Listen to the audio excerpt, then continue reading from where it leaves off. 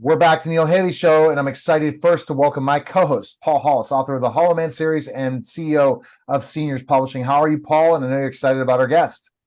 I'm very excited about our guest today, Lou Vickery. He's not only an author, but he is one of my very best um, baseball heroes because he's actually played ball with in the St. Louis Cardinals system, which is my very best favorite uh, uh, team in the world. So, Lou, please welcome and tell us all about your book and your life experience. And I can't wait. Well, hey, Paul, thank you. Paul, I'm going to move my head and I'm going to show you a picture.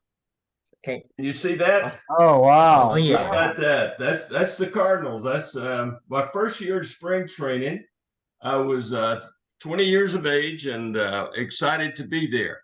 Guys, I've been in the workplace for 63 years. I've had Boy. 5 distinct careers.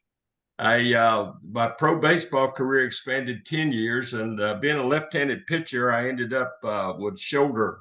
I got traded from the Cardinals to the Yankees, and I go to the Yankees and end up hurting my shoulder. So, but I hung around for another couple of years trying to make it back, and Did you make it to the unfortunately, majors or just stayed in the minors? I had 3 cups of coffee, Neil.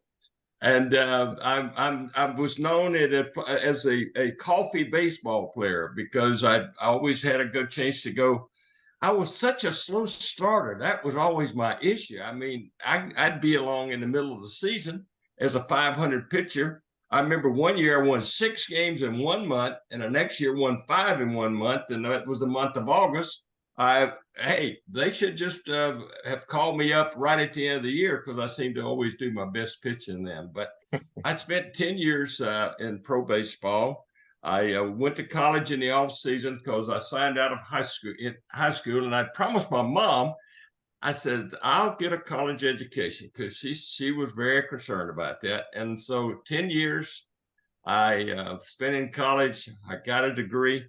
And then I coached a year, but I found out that I just could not. I had a wife and two sons at that time, and I couldn't make a go of it in at being a coach. So I went back to New York, became a stockbroker, and did that for several years. It was a tough time in the market, and found out.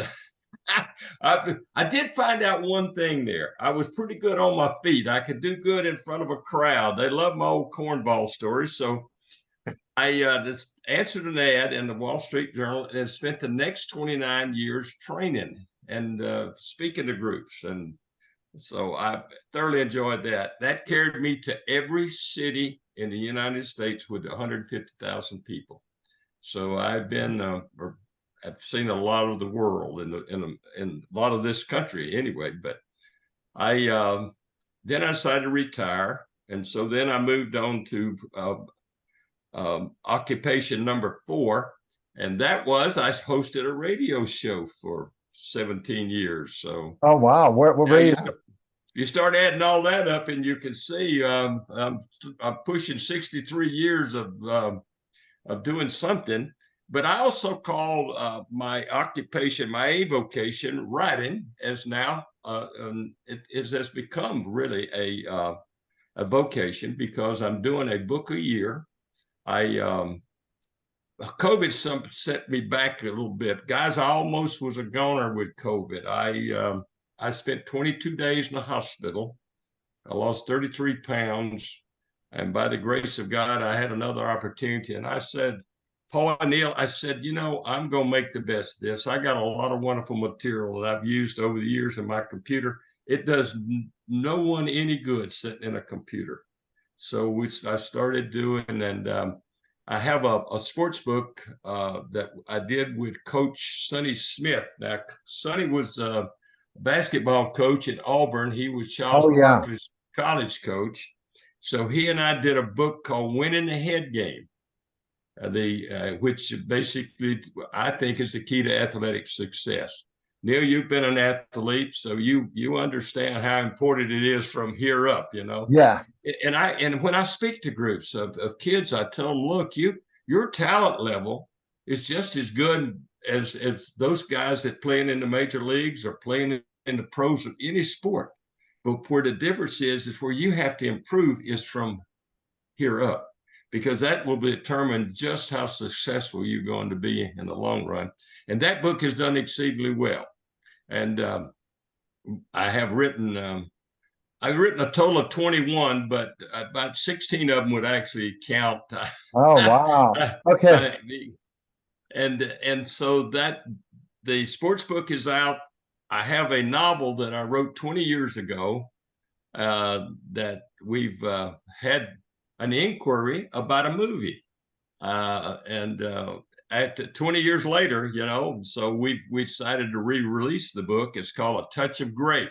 Now, guys, this book is a story. I grew up in the South. It doesn't take long to listen to me to know where I grew up, but I grew up in South Alabama in the era of segregation. Okay. Mm-hmm.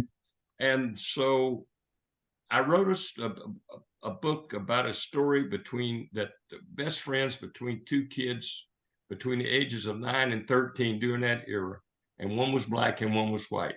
And during the segregation era and the things they encountered. Oh, wow. It basically is a book about life and love.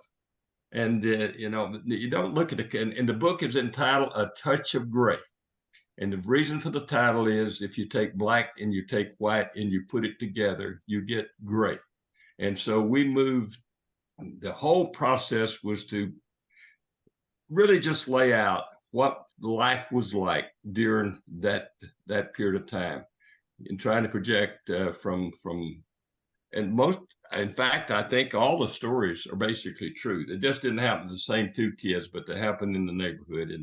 And that book really has done exceedingly well. And I certainly recommend, if anyone from a historical basis, even though I said the stories are true, we wrote it as a novel primarily for legal reasons. But Paul, you understand that there's sometimes you just have to do those kind of things. And so that particular book is back your favorite bookstore, Amazon. In fact, everything I have is at Amazon. And then there are a couple other books that are there. But the book I wanted to share with you guys today is one that's coming. And this one is, right now, the title is Book of Generational Wisdom. When you beat the streets for 63 years, you learn a lot of things, Yeah. And it's not always the best of things, but I think you learn the difference between what it takes to be successful and what it takes not to be successful. And there's a thin line in many regards to that. But the generational wisdom relates to almost any part of daily life. And I'm really excited about it. It will be on the streets probably in October, 1st of November. And I think that as a whole, you can expect that book to be able to just look people in the eye and say, okay, I've been there, I've done that, and here's my take on it. And that's what the book is about. Wow. But thinking about all this, that all these books you've written, all these different things, is there going to be a career 6? Say that again. Career 6. Your 6th career. What's that next going to be? Well, I don't know, but hey, if it's out there, I guarantee you, I'll engage in it. No doubt, no doubt at all. I tell you, I'm going to have an opportunity to do what you guys are doing. In October, I'm going to replace, I'm not at liberty to talk about it in depth, but I am going to replace someone that's retiring that's been involved in a podcast, like you two guys have co-hosts. And so I'm going to have an opportunity to co-host. I did mention I did a TV show for 2 years, and then COVID kind of shut that down. but I'm excited about that. So my goal is this. I tried retirement for 6 months. I did not it wasn't my cup of tea. So as long as I can draw breath and as I like to say it, stand upright and take nourishment, believe me, I'm going to be sharing. I love it. I love it, Lou. What advice do you offer people that are retired to keep going, like you got all these other different careers you had after retirement? Yeah, I think everybody has in their heart, Neil, something that they've always wanted to do. Maybe they didn't do it, but they wanted to do it. I mean, to go for it. What do you have to lose? You know, you wouldn't be anything different than what you've been doing or what you would be doing, maybe sitting on the sofa, but get off the sofa, try it, do what you would, your heart, and follow your heart. That's what I like to use the line, just follow your heart, because your heart's going to lead you to the right place. And there's something in there. It may be just being involved in the community. It may be working with kids, but there's something that you really would like to do. Hey, go for it. Make it happen. So the best place to find info on you, where can they go? Pardon me? Where can we find information on you? Well, I tell you, I want to let you know that I want to share a real quick story with you, okay? If I can. Man, do I have time? Sure. See, one of the things that I find that's so crucial is that you have to have a good forgettery. Now, I want to share this with you. As a baseball pitcher, you learn that real quickly. Hey, you may throw, you make a choice, you throw the pitch, and you know the consequence right away. We don't always have that in life. It doesn't work that way in life, but in baseball or athletics, it does. So I came into a game, bases loaded. I was a closer. We had looked like we had the game well in hand. We're up 6-0. 6-0 going into the last of the ninth inning. The manager says, take the evening off. We'll sign somebody else. Well, guys, 3 runs, bases loaded. Guess who comes into the game? Here I come. I throw one pitch, and the guy hits it over the fence, and we lose 7-6. Now, think about it. I'm walking the streets at 2 o'clock in the morning, and I bumped into a police officer who's checking doors. Now, we probably couldn't do that today, but at that time, you know, we're talking 40, 50 years ago. So I bump into the police officer, and he says, son, what are you doing out here at this time at night? And I said, officer, and I told him the story. And he told me something I've never forgotten, and I think it's a great testament. He says, son, in your business and in my business, you better have a good forgettery. You got to have a good memory, but you better have a good forgettery. You got to get over it and go on.